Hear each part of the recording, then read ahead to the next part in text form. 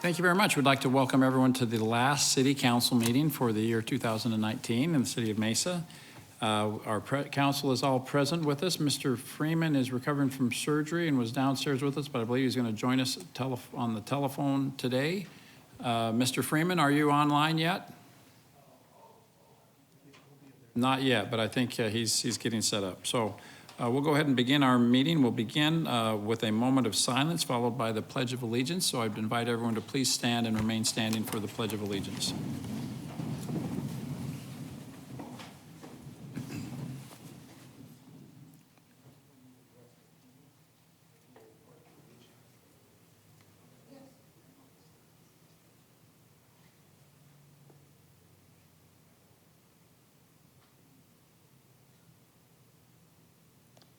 Thank you. Please join me in the Pledge of Allegiance.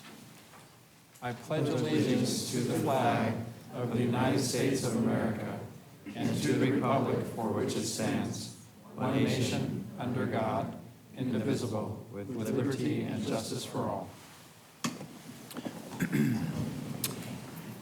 Thank you very much. First item on our agenda is to take action on the consent agenda. Ms. Mickelson, have there been any requests to speak on an item that is on the consent agenda? Okay, thank you. Mr. Christopher, please come forward and read the consent agenda. Good evening, Mayor and Council members. These are the items on the consent agenda. All items listed with an asterisk will be considered as a group by the City Council and will be enacted with one motion. There will be no separate discussion unless a council member or citizen requests, in which event the item will be removed from the consent agenda and considered as a separate item. If a citizen wants an item removed, a blue card must be completed and given to the city clerk prior to the council's vote on the consent agenda. Item 2, approval of minutes of previous meetings as written. Items 3A, 3B, and 3C, act on liquor license applications for Fountain of the Sun Community Association one-day events, January 22nd, February 26th, and March 25th, 560 South 80th Street. Item 3D, act on liquor license application for Venture Out Social Club, one-day event, January 13th, 5001 East Main Street. Item 3E, act on liquor license application for H Mart, 1919 West Main Street. Item 3F, act on liquor license application for A Mart, 839 South Stapley Drive. Item 3G, act on liquor license application for Fabi's Market, 726 East Broadway Road. Item 4A, act on 5-year term contract with 5 years of renewal options for banking services for the Financial Services Department. Item 4B, act on extension and dollar limit increase to the term contract for office supplies and products for citywide departments and the Strategic Alliance for Volume Expenditures Cooperative members as requested by the Business Services Department. Item 4C, act on 1-year renewal of the term contract for pre-sort mail services for the Business Services Department. Item 4D, act on 3-year term contract with 2 years of renewal options for emergency vehicle preemption equipment for the Transportation Department. Item 4E, act on 1-year renewal with 4 years of renewal options for the term contract for a hosted event booking solution for the Arts and Culture Department. Item 4F, act on 1-year renewal of the term contract for bus shelter maintenance and repair services for the Transit Services Department. Item 4G, act on 5-year term contract with 5 years of renewal options for Motorola and Kenwood radio equipment, parts, network, and services for various city departments as requested by the Information Technology Department. Item 4H, act on contract to purchase replacement and additional Motorola and Kenwood portable and mobile radios, accessories, and related equipment for the Mesa Fire and Medical Department as requested by the Information Technology Department. Item 4I, act on 3-year term contract with 2 years of renewal options for air quality, water, and wastewater compliance management system subscription for the Water Resources Department. Item 4J, act on contract to purchase an on-site rebuild of 2 CPEX pumps at the Southeast Water Reclamation Plant for the Water Resources Department. Item 4K, act on 1-year term contract with 2 years of renewal options for a job order master contract for pool construction services through the use of the City of Scottsdale Cooperative Job Order Contract. Item 4L, act on contract for Jefferson Park playground improvements. This project is funded by Community Development Block Grant funds. Item 4M, act on contract to purchase replacement 15 kilovolt switchgear and adapter for the Lewis substation as requested by the Energy Resources Department. This purchase is funded by 2014 electric bonds. Item 4N has been removed from the consent agenda. Item 4O, act on contract to purchase a replacement transformer for the Lewis substation as requested by the Energy Resources Department. This purchase is funded by 2014 electric bonds. Item 5A, act on resolution approving and authorizing the city manager to accept grant funds made available through the National Endowment for the Arts to support public workshops and for the installation of an art exhibition at the Mesa Contemporary Arts Museum in the summer of 2020. Item 5B, act on resolution approving and authorizing the city manager to enter into amendment number 1 to the intergovernmental agreement with ADOT for the maintenance of the Mesa Gateway multi-use pathway along Loop 202 Santan Freeway from Baseline Road to Elliott Road. Item 5C, act on resolution approving and authorizing the city manager to enter into a master tenant lease for the West World War II hangar at Falcon Field Airport with the Falcon Warbirds Foundation and the Wings of Flight Foundation to preserve and promote the history of Falcon Field Airport. Item 5D, act on resolution approving and authorizing the city manager to enter into an intergovernmental agreement with ADOT for construction and maintenance of the Mesa Gateway multi-use pathway along Loop 202 Santan Freeway from Elliott Road to Haas Road. Item 5E, act on resolution approving and authorizing the city manager to enter into a real property exchange agreement and escrow instructions for the sale of a portion of city-owned property located at 10702 East Elliott Road. Item 5F has been removed from the consent agenda. Item 5G has been removed from the agenda and will be rescheduled in January. Item 6A, act on ordinance repealing in its entirety Chapter 5 residential districts, Chapter 6 commercial and mixed-use districts, and Chapter 7 employment districts of Title 11 of the Mesa City Code, and adopting by reference the public record known as 2019 Chapters 5, 6, and 7 of the zoning ordinance, and identified for codification as Chapters 5 through 7 of Title 11, the zoning ordinance of the Mesa City Code. Item 6B, act on ordinance repealing and replacing Chapter 7 of Title 9 of the Mesa City Code pertaining to community antenna television stations to comply with recent changes to state law. Item 6C, act on ordinance amending Title 1, Chapter 33, Section 1 of the Mesa City Code relating to election dates for candidates for the offices of mayor and council member. The amendment modifies the primary election dates to be in line with recent changes to state law. Item 6D, act on ordinance amending Chapters 3, 4, 8, 22, 30, 31, 33, 69, 86, and 87 of Title 11, the zoning ordinance of the Mesa City Code, by adding design standards, landscaping requirements for open space, adding definitions, making minor technical changes with regard to section references in the chapters, and adding requirements removed from Chapters 5, 6, and 7, such as corral fencing and landscape yard requirements. Item 6E, act on ordinance regarding ZON 19-00514 within the 2500 block of North Harris Drive on the east side. This is located west of Gilbert Road and north of McKellips Road. A rezone and site plan review to allow for development of a single residence subdivision. Item 6F, act on ordinance regarding ZON 19-00473 within the 3100 block of South East Ridge. This is located south of Guadalupe Road and east of Haas Road. A rezone and site plan review to allow for development of a multi-residence development. Item 7A, act on subdivision plat towns at Eastmark located within the 9800 block of East Point 22 Boulevard and within the 4600 block of South Eastmark Parkway. This is located north of Ray Road and east of Ellsworth Road. Mayor and council members, these are the items on the consent agenda. Thank you, Mr. Christopher. Mr. Freeman, have you joined us yet? Not yet, so we'll look forward to his arrival. There's been a motion and a second to approve the consent agenda. Council, please vote.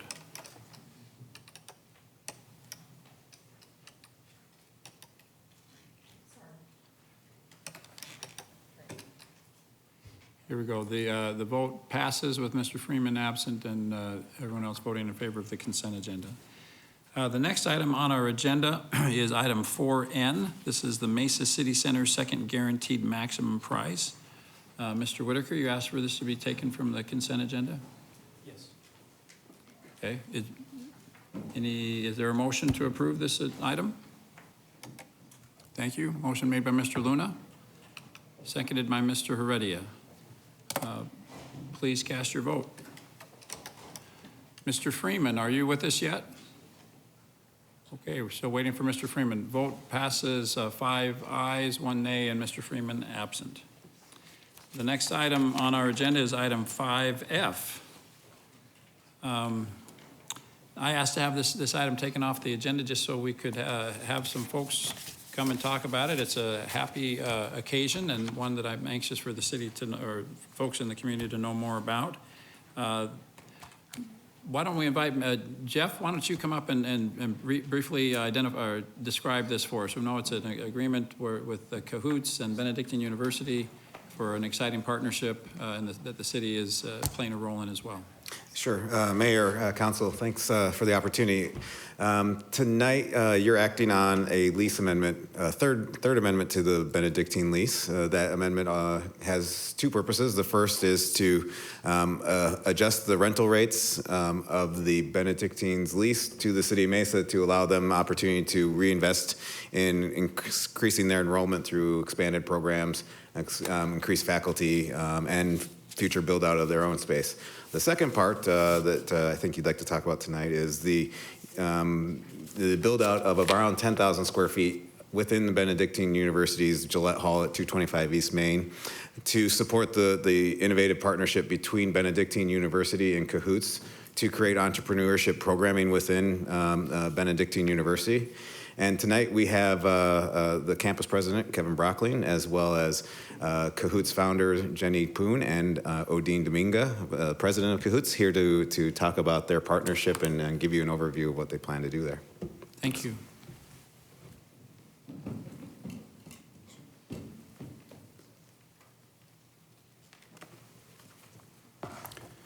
Good evening, Mayor and Council. I'm proud to be here tonight, and I wanted to express some greetings from our president and our board of trustees, President Charlie Gregory, and our board of trustees, who are sorry that they couldn't be here tonight, but are grateful for the support that we've always gotten from the city of Mesa. Benedictine lives a heritage and a charism that's 1,500 years old. We've been educating students in Illinois for 140 years, and we've been educating students here for 6 years. We've grown since we've been here from a couple $1 million annual budget here to an over $10 million budget, operating budget for our campus. We've given $4.5 million in scholarships to students at Benedictine University in Mesa. We've welcomed students from 23 states, 7 countries on campus. We've entered into relationships and partnerships with various businesses downtown, various businesses throughout the city, and we're expanding our reach beyond there. More important than anything, though, we deliver an education that has values behind it. The values of community, the values of stability, the values of stewardship, the value of conversatio. Community in the Benedictine sense is focusing on the greater good. Stewardship is using the resources and the talents and skills that we have for that greater good. Stability is focusing on the here and moment, the geographic space in which we're at, and conversatio is embracing change that happens every day that we grow and we develop into something greater than we are right now.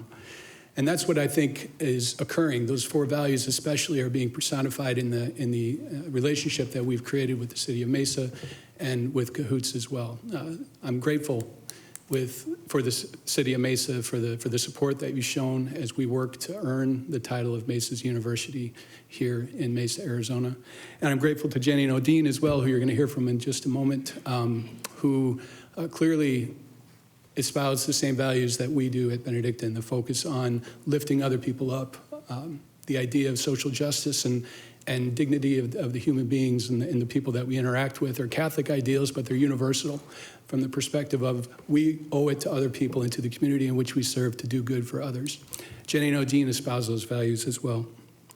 This unique and innovative relationship is what I think the perfect complement to the Innovation District that your leadership has provided, and the vision has been set for our downtown. And we're excited to formally launch it here very soon. We're excited for the continued support that we get from the city, and also that we had a small part in helping to bring Cahoots and Jenny and Odine downtown. Thank you. Thank you, Kevin. I don't know how I'm going to follow that, but I will try to make this as quick as possible. I would say thank you for having us. Thank you for allowing us to speak today as well, and for putting us on the agenda. We are also, Jenny and I are also very grateful for the support of the city to bring together the collaboration with Kevin and Benedictine University. When we first looked at Actually, we never really looked at expansion of Cahoots. We really were focused on Phoenix and what we were doing there. We were creating great impact there, but what that also provided was people asking us to also go to their communities to help drive the local economy there. And when Jeremy Whitaker came to talk to us about Mesa, I don't know when the last time I set foot in downtown Mesa and Main Street. But when we took the tour and we kept coming here again and again and realizing what the hyper local community and how activated it is and how proud they are of the city, we just couldn't help but be excited of where the city is and where the city is going. And so we're super excited to bring the Cahoots Institute for Entrepreneurship at Benedictine University in Mesa to bring those entrepreneurial resources and programming to their students, many of whom are first generation college students, which is part of the programming that we do in Phoenix as well, and to bring that here and to bring our innovation hub to also impact the local small business / entrepreneurship / startup community in the East Valley, and especially, of course, in downtown Mesa, to help drive that local economy is super exciting for us, and that's all I have. Thank you. Hi, everyone. I'll make mine really quick. This has been a long process. I think we talked about this almost 3 years ago. So over that time, we've been asked every day what's happening with Mesa, what's happening with Mesa. And we've been at a loss for words for a while, but what we keep talking about is what brought us here. And like Odin said, it was that first experience. But really, I look across this community, it's the first community that we've been to that has such aligned values.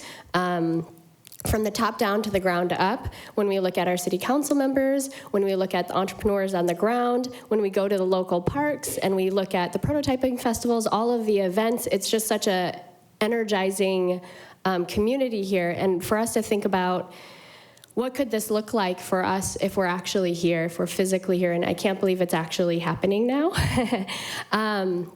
And so that's what keeps us energized when we were thinking about now this is, 3 years down the road. So we're super excited that we're actually here. And not only that 3 years has given us the time to really think about what does this look like? And we've been able to develop this amazing program with Ben Yu in that time. We've really refined the programming. We've refined how we do community here. And I think we'll see in the next year as we open in downtown Mesa what we can really, really accomplish when we have leadership that's on board, when we have community members and entrepreneurs who believe in the mission of building together, and then having this great, big, visible welcome mat for entrepreneurs who are looking to launch. And so no longer can we say, where do we go for starting a business? We can quickly say that's this home of Cahoots that we're building. So thank you for making that possible. And I can't wait. I guess it's going to be 6 more months, and then we'll officially be here. So thank you. Great. Thank you very much. Thank you for that presentation. Council, any questions for these folks? Mr. Whitaker. I just want to tell you guys, welcome to Mesa. I know that it's been a while since we started our first conversations, and I know that, I don't know if anybody else knows Jenny and Odin, but not only in what they'll do to Mesa, I think the work that they're doing is just amazing, right? Like, you're building sustainable communities, you're bringing culture. I've had the pleasure of going down to another country with you guys and building houses for people less fortunate than you. So, like, I know where your morals stand, and I know you guys will be a great fit in Mesa, so welcome. Thank you. Sounds like Mr. Freeman, might you have joined us? Maybe not. Okay. Other comments? Jen? I'd like to also convey my congratulations and thank you for choosing Mesa. I've got to know you over the years, and I really feel that you are part of our community, so it's nice to see you actually be here. And I'm so excited because it's exactly the partnership that we need and will thrive from. So thank you for your patience and persistence and determination to be here. And all partners have come together. Benedictine has been part of that, the city. A lot of players have come together to make this possible. And I'm so happy and thrilled to see it actually happening now. So I just want to say congratulations and thank you. Thank you. Mr. Luna. I want to thank Kevin. Thank you, Kevin, for working with Cahoots. I appreciate your leadership these past 2 years. I know you're going to move the university forward. You're doing an excellent job, and you've got great partners for the Cahoots. So I'm excited what the future's going to bring. Thank you. Yeah, I'll just say amen. Thank you for inviting us. We've all toured the facility in Phoenix, and I think both sides are well familiar with each other. We know what's going to happen here, and it's going to be a great outcome. So thank you for making this happen. Council, is there a motion to approve? Thank you, Mr. Luna. Seconded by Councilmember Duff. Please cast your votes. Vote is 6 in favor. Mr. Freeman, are you with us yet? All right, 6 in favor with Mr. Freeman not here. The next item on our agenda is Agenda Item 8A. This is to discuss and take public comment and action on an ordinance amending the Mesa City Code relating to smoking regulations and healthier smoke-free environments by adding the prohibition of vaping and the use of vaping products in public facilities, public places, and places of employment. Thank you, Natalie Lewis, our great city deputy manager. Tell us what we're doing today, Natalie. Thank you so much, Mayor and members of the City Council. So about 23 years ago in 1996, the City of Mesa passed the Smoke-Free Environment Ordinance. And basically what that did is it made a prohibition of smoking in public facilities and public gathering spaces and in certain areas of employment like bars and restaurants and grocery stores and others. What we are trying to do tonight is to update that particular ordinance to include vaping and vaping devices and treating vaping and vaping devices just like smoking and cigarettes. And the reason we want to do that is we've heard concerns from our public. We know that people are concerned about the uptick in youth using these types of devices. We know that people are concerned about some of the health issues that are happening across the country, but also about secondhand exposure in particular and the types of chemicals and toxins that are in that secondhand exposure. So that is why we're bringing this here to you tonight. What we are not doing is recommending any kind of an ordinance that takes away people's choices. There are people who use vaping and vaping devices as an alternative to smoking, and that works for them, and they can keep doing that in Mesa.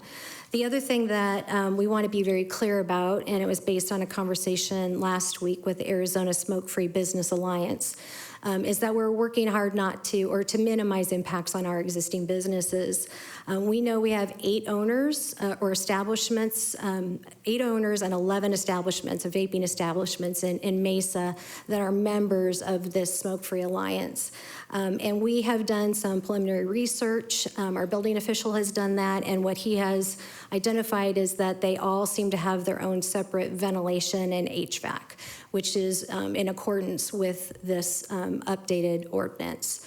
That is not an unusual requirement. It's not an unusual requirement in industry in general. There are lots of different uses where separate ventilation is needed, such as sometimes the kitchens and restaurants are separate from the eating areas. Establishments like salons, hair salons, or nail salons where you don't want that mix. And it's very common for strip malls and property owners to have these separate units because it helps them in being able to bill those individual tenants for their energy uses. So again, what we're trying to do today is to treat vaping the same as smoking and cigarettes in public facilities, public gathering areas and spaces, and then those certain areas of employment. The only exception there is if those areas, like a bar, is able to create a non or a smoking area, smoking and vaping area now, that has separate ventilation, that is allowed by this ordinance. If the council approves this tonight, there will be a 6-month time period before it goes into full effect that will allow us to get out and help the public understand these changes, how it may or may not impact them, work with our Chamber of Commerce and the businesses, and to try to make this as smooth of a transition as possible. So with that, I'm finished with my comments, but we also have a few guests if the Mayor and Council is interested.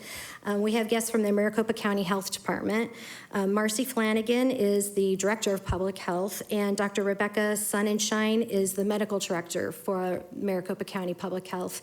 And we were able to get their PowerPoint up on the screen for others so they can go into a little bit more detail about the health impacts. They're not here to advocate for any particular position. They're really here. They're professionals in the industry, and they're here to inform and educate and to help council make informed decisions. Thank you. I know we got that presentation downstairs. It was very informative. Wouldn't hurt to see it again, but council, what's your pleasure? Ready to move forward on this? I think we're all ready to move forward. Others, okay. Thank you. Thank you very much, and thank you for being here from the County Health Department. We appreciate it. We do have several blue cards, 3 of whom have requested to speak. So I'll invite you up in the order that we received them. Craig Larson.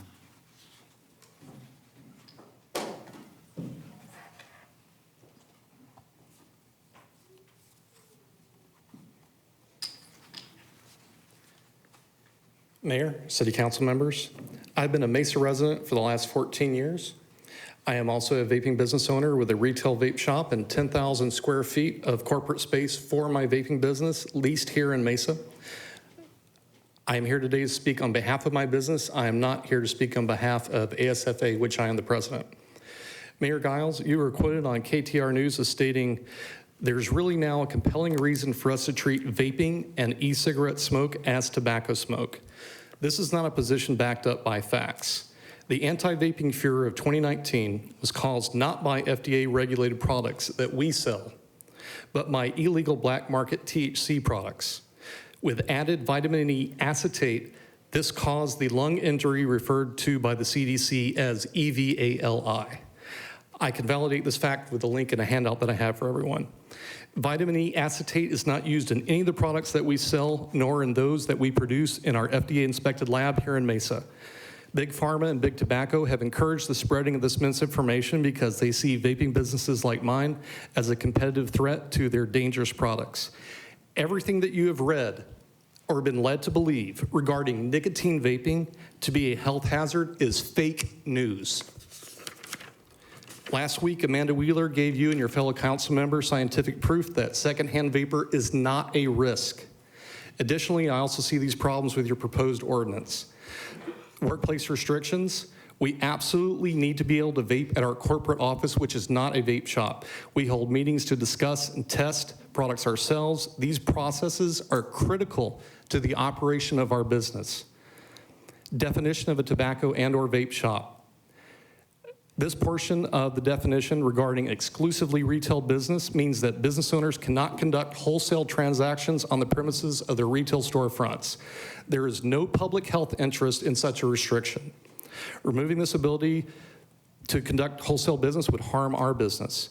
Section C of the definition, which requires a shop to maintain 90% of its gross revenue from vaping and/or tobacco products, means that a business owner can never significantly nor strategically diversify their revenue. This would be a critical blow to us since the vaping industry has had a major downturn since September of 2019. Smart shop owners are looking to find other products outside of nicotine vaping in order to save their business. This 90% requirement would condemn many of their businesses to fail when they might otherwise survive. This restriction in the definition would also mean that those shops that are struggling for revenue might have to consider selling actual tobacco products. Non-retaliation. Vaping business owners should be able to refuse to hire non-vapors for certain positions. The sales and customer support positions within my company need to be filled by experienced vapors. In closing, youth vaping is a problem that can and must be addressed without hurting Mesa businesses and without making vaping socially unacceptable for adults. I think my mic cut out. Yeah, normally in items for citizen present that it blanks out after 3 minutes, but this is a different agenda item. So please turn the gentleman's microphone back on. Thank you. Nicotine vaping saves smokers' lives. Those lives are worth putting in the effort to come up with a real solution. Please do not follow the non-thinking political herd. Please show me that Mesa is governed by thoughtful reason and not by politics driven by NGOs and a media that thrives on fake news. I beseech you, please make the effort to truly understand the products that you're intending to regulate by engaging with industry stakeholders and the Arizona Smoke-Free Association. Again, please withdraw this proposed ordinance to give us the necessary time to work with you to find solutions that will address youth vaping while maintaining adult vaping as a socially acceptable alternative to the deadly use of actual tobacco products. Thank you. Thank you, Mr. Larson. I have a question for the speaker, if I may. Okay. Where'd you say your business is located? At Power and Southern, And how many people do you employ? about 27 right now. All right, thank you. Mr. Smith, thank you, sir. Any other questions for this gentleman?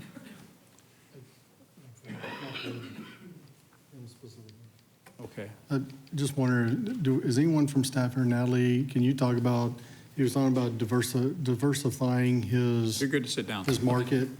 Do you have any information on that at all? And how, would it be detrimental to his market? Was there something in the ordinance change that doesn't allow him to diversify? Maybe Mr. Smith could answer that as well. But he mentioned it's a threshold of 9% of his revenue coming from a particular source, and is there something in the ordinance that would require him to earn a certain amount of his revenue in certain categories?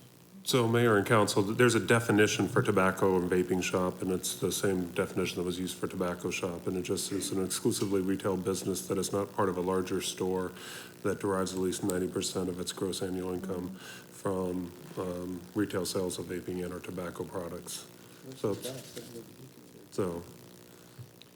Right, and so if it wasn't, it would if he just meets simply that not be a definition- vaping shop anymore. Right, but if he meets that definition, then that actually allows him to then vape in his store for customers to test products and so on. So I guess if he doesn't fall within that threshold, I think he's saying then he's no longer eligible to have vaping, customers sample vaping products in his store, if I understand that as. I might have the building official come up as well, but we were just talking about this when he was speaking. And my understanding is that if he doesn't have a non-smoking area, then his entire area can be smoking or vaping and allowed with that. Is that accurate? Right, my understanding is that you can allow, just like smoking, a restaurant can choose to allow smoking and a vape shop can as well. So even if you fell out of that category, it could be allowed. It's kind of the proprietor's, choice. What ends up happening in the case of restaurants typically is sometimes they want to have a smoking and non-smoking area. That's where it gets more complicated with two separate systems. But in a vape shop, or even no matter what size the shop was, you could call, even in the case of the whole building where that was described, you wouldn't be subject to spreading anything to your neighbor. So if it was the whole building, you could classify the whole building as a smoking area and not need any separation. Okay. And I guess if he was saying I might need to start adding tobacco products, if he added tobacco products, then he'd be under that exception as well, where a cigar store and others are allowed to smoke it, but if they have the proper ventilation. Correct, yeah. With the ventilation, there's no requirement for percentage of product or anything else for that matter. Okay. It's simply the act that you're putting particulates in the air, then that would increase the ventilation. Okay. Does that answer your question, Mr. Thompson? Okay, thank you. Next, we have a card from David Morris.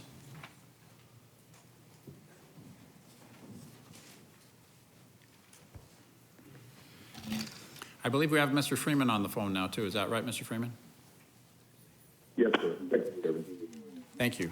Mr. Morris, please. Hi, thank you for taking the time to hear me today. My name is David Morris. I'm the Vice President of the Arizona Smoke-Free Business Alliance. And I wanted to start off by thanking you guys for the interaction over the last couple of weeks with our executive director. I was told when this whole thing started that Mesa is very pro small business, and I see that, so thank you. However, the one thing throughout this interaction, there's still some things in the bill that are either things like we just heard of that people aren't exactly sure what's going on, or there's some things that I think are misworded to the point that it could end up enforcing something that's not intended. So our organization would like to ask that we put off voting on this for another month so we can iron all those things out, please. Okay. Thank you, Mr. Morris. Gibson McKay.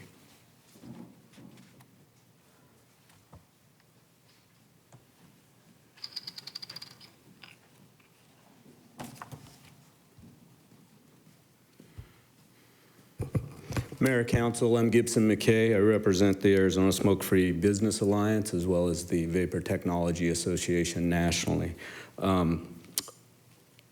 I represent small business owners. I know that this is an issue of great concern to not only elected officials, but parents and people that generally are concerned about the health of people in their cities and communities. I think Dave, the prior speaker, speaks wisely in asking for a delay or some sort of grandfather as it relates to this. We seek some clarity as it relates to the ventilation systems, what exactly a ventilation system is. Is it an HVAC system? Is it a single system? I couldn't agree more that from your deputy city manager that she indicates that it's not unusual for restaurants and things to ask for different ventilation systems. However, these are businesses that go into business knowing that they're going to do that, whereas what is going on here today is it's an after the fact regulatory framework. And from that standpoint, we think it's fair to just tap the brakes a bit here, ask for a little bit of a delay. We're not opposing this. We're not here to oppose this. We've been before the Arizona legislature and the Congress of the United States talking about these issues. As you well know, these are in the forefront of today's headlines and newspapers. And so we're asking for a tap of the brakes, and again, as we seek to define vaping and vaping issues as tobacco, we strongly oppose that notion that's a definition. The governments of the United Kingdom, New Zealand, the American Cancer Society says that vaping is a safer alternative to combustible tobacco. We don't want kids having this. We're doing everything we can to stop it. We don't think we should be marketing to folks, and we ask you to give that consideration as you, Mayor and Council, call a vote here tonight and possibly delay that. Thank you. I'd be happy to answer any questions. Thank you. Any questions for Mr. McKay? Okay. Thank you, Mr. McKay. Thank you, Mayor. Mr. Luna. So Natalie, I had questions relative to, there's a 6 months process. We're going to allow for some clarity related to businesses. Can you sort of talk me through that? If we approve the adoption of vaping into the ordinance, then we're going to have a 6 months process where we'll have some clarity in terms of how the language is written? Yes, what we'll do is put forth some clarity in public language to help everybody really understand what the ordinance includes and doesn't include, and that we will be reaching out very specifically to our stakeholders and people who may be indirectly impacted or directly impacted by this. And we'll use all sorts of vehicles that we always do. And in fact, if council does take action tonight and approve this, a news release will go out immediately to start that process. So we will have 6 months of pretty intensive assistance and clarification there. Excuse me, it sounds like there's some ambiguity among some of our businesses, but it appears that that's pretty clarified in the current language. And so it looks like we need to certainly convey that communication to them, and so they have a better understanding exactly what we're doing here. Is that correct? Yes, Mayor and Councilmember Luna. We've done this, and we proposed just adding vaping to the existing ordinance to really do as a simple process as possible, because the smoke-free ordinance has been in place since 1996, so people and businesses in particular, are familiar with it. And the other thing my building official just leaned over and reminded me, that this past speaker just said, is that the requirement for additional ventilation for different types of uses has been in place for a very long time. So this is not new, and it's not new for this ordinance. Okay, great. I have a question on that point. I believe there's some impression among the speakers and the folks that are here today that this ordinance would trigger some sort of extraordinary ventilation equipment for these businesses. Right. I'm under the impression that the standard HVAC equipment available in a normal strip mall would be in compliance with this ordinance, and that someone moving into renting a space in a standard strip mall would be in compliance and able to operate a vaping store in one of those suites. So, Mayor and council members, you're absolutely correct. It's typical for a strip mall, which is where we found all of the locations to be designed such that each tenant already has an independent HVAC system. So there's no trigger in this ordinance that would make them have to have another separate system installed. What's there is already adequate. There's no link. In fact, that's been in effect for some time in the building codes to have certain ventilation requirements depending on different uses. And a smoking area has always been in there for years now. And we have been applying this to vaping as well for years. So in addition to that, and just to make sure we're being ultra clear to the council and to the public, one of the things that John Sheffer was explaining to me is that there's really two types of vape types of shops. One is they're a retail shop, and they allow people to come and buy their products and test their products and sample the liquids and things and the flavors that they have. There's a second kind of shop that's more like a lounge, a smoke bar or a smoke lounge, which is a much more intensive vaping atmosphere because you've got people coming and visiting and vaping for periods of time. And so it's that piece that would require potentially some additional air circulation. If they already have the separate ventilation, they would just need added circulation, which is a minor modification for them. Okay, thank you. Mr. Whitaker. I have some questions in regards to, you indicated that this ordinance is going to be like a trial phase for 6 months, and then you're going to change the ordinance depending on what happens? Yeah, no. What we're asking you to do tonight is to actually approve the ordinance. We're just making the start date of when we would start enforcement of it 6 months later. So nothing would change? Nothing would change. It just gives us 6 months to work with the community and make sure people understand it. And what, I guess this would be a legal question, but what is he referring to when he says something about 9% of revenues have to be placed somewhere or something? I didn't catch that fully. Mayor and council, I think he was referring to the definition of a tobacco or vaping shop, in which one of the parts of the definition includes 90% of gross annual income derives from vaping or tobacco products. So, you know, a grocery store doesn't become a tobacco shop because they sell tobacco. And so that's the concept. So I think that's the portion he was referencing. And how would that adversely affect his business, I guess? I'm not. I think what he was trying to say is then, I'm not sure I follow all the links to the argument, but I think he wants to actually be a vape shop to then fall under another provision that talks about ventilation and having separate ventilation. But there's actually two sections. There's another section that talks about the ability to have vaping or smoking indoors as long as you have a separate ventilation system that we've obviously been talking about here. Okay. Thank you. We have some other blue cards, most of which have indicated they do not wish to speak, but I just handed one from an individual who would like to speak rather. So we'll invite Brian Calawan. Brian, please correct the pronunciation of your last name for me. It's Callaway. Okay, thank you. Thank you. So I'm Brian Callaway. I'm from District 5. And I'm curious on the definition of vaping because how I understand vaping products work are also very similar to how fog machines work. So would that also implicate fog machines or how we smog for mosquitoes or other things like that work on the exact same systems that put out vapor into the air, as long as, and even as we speak, vapors are being put out. So I'm kind of like curious on where you want to draw your line on what is a vape product and what is not. And that gets to be a very slippery slope when you're talking about legal situations and ordinances. So I want you to really think hard about, well, even when we drive around, we're we're producing all kinds of vapors that are even more toxic to us than these vapor products are. So that's my question to you guys. Thank you. Thank you. So for the record, I'll note that we have a few other cards of folks that indicated they do not wish to speak, but they do oppose the ordinance.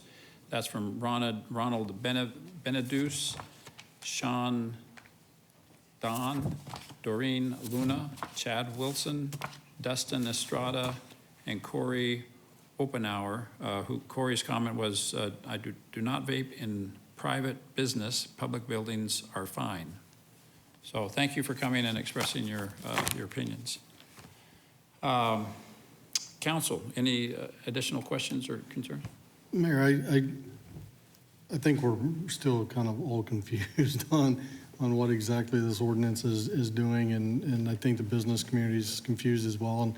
And I think it would be a good idea if we did table this for a little bit to allow the small businesses or have the other side working with our side to come to an amicable solution to make sure that this is an ordinance that fits their business needs, but also fits the needs of our community that we're been entrusted to protect and serve.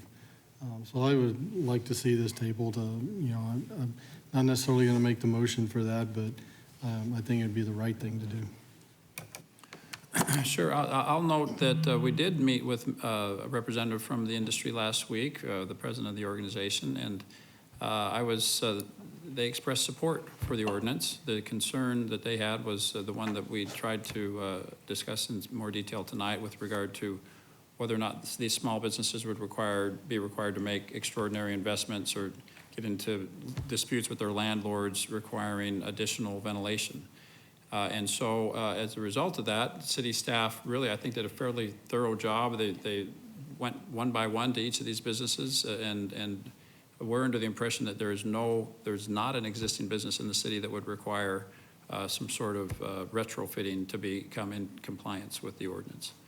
And I think, if that's a concern, I can't promise you that that won't be the case. I think it was described earlier by some of the staff that if there's a very intense smoking lounge that's incorporated in these businesses, that might require some positive airflow changes. But for a typical vaping retailer, we're under the impression that there's no existing business in town that would require modifications to your HVAC system. So that was, I think, when we met with the industry folks last week, that they actually expressed support for the ordinance, but questioned that potential cost. Did I summarize that correctly, Natalie? Okay.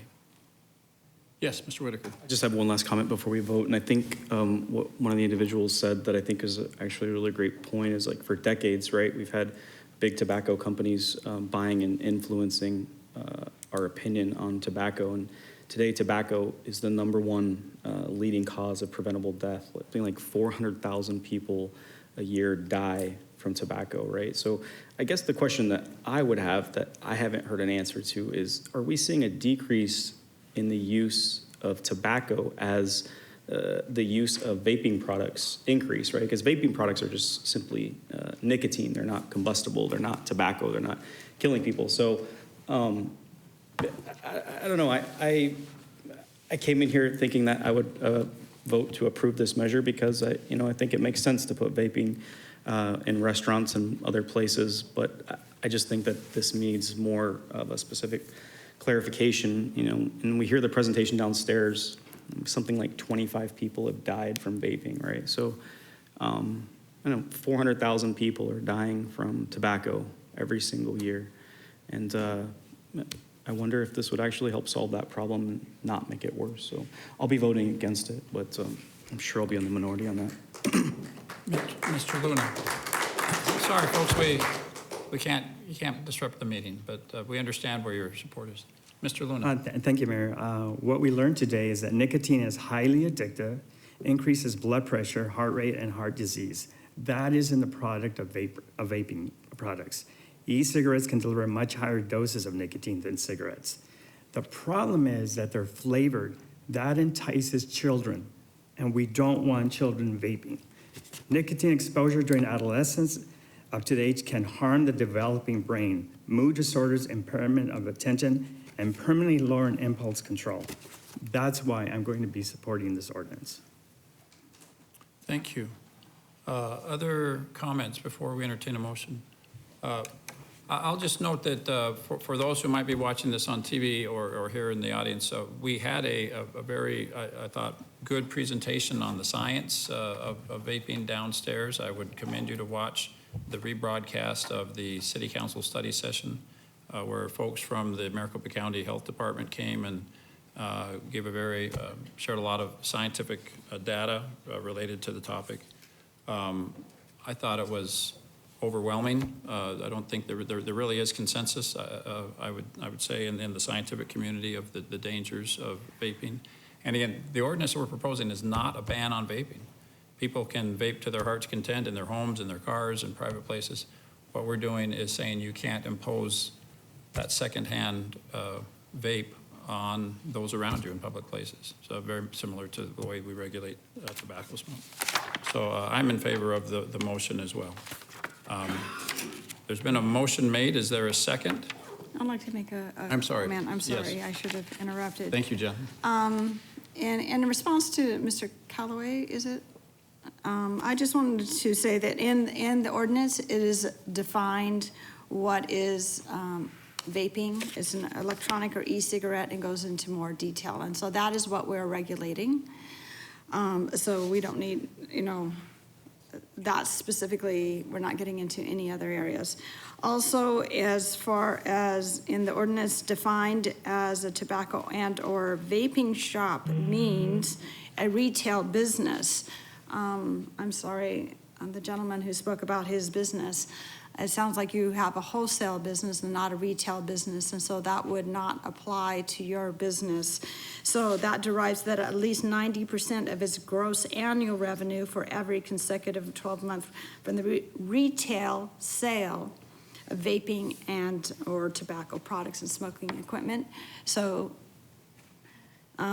you should be exempt from, since you are not a retail environment and that you are contained within yourself.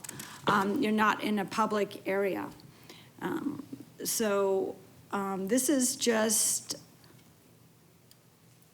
protecting public areas so people can decide if they don't want to inhale the vapor from these e-cigarettes. That's a choice. Right now, it's not a choice. When you're in a public area, there is vaping. And so there is a lot of citizen concern. Therefore, that is why this has come to our city to define this ordinance. I don't think we can afford to wait 5, 10, 15, 20 years to find out. There's a lot of evidence already stacking on the dangers of vaping from a health perspective, especially children. So I think it is responsible of us to pass the ordinance now and protect the health of everyone. And those who continue to vape, you can do it in your own private area. Thank you. Thank you. Other comments? Mr. Freeman, you're on the phone, correct? Yes, sir. I do have a question. Well, not necessarily a question. That's why I asked earlier. Do you hear me okay? Yes. What municipalities around Mesa have enacted this vaping ordinance? It was said that almost everybody around our Mesa city limits has a vaping ordinance. With that, I don't feel that the business owners, they knew about this coming down the road, and I respect their opinions, but as again, it's well said that we need to proceed forward with this, and I support the ordinance. And I will also make a second if that's okay.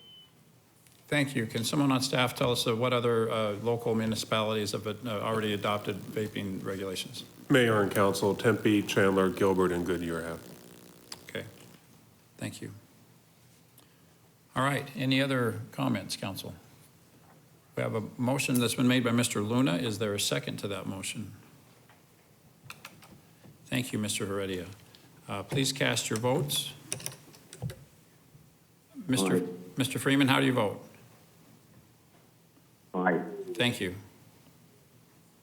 Motion passes 5 ayes with Mr. Thompson and Mr. Whitaker voting nay. The next item on our agenda is items from citizens present. Ms. Mickelson, do we have any requests to speak? Thank you very much. Is there a motion to adjourn this meeting? So moved. Thank you. All in favor, please say aye. Aye. We are adjourned.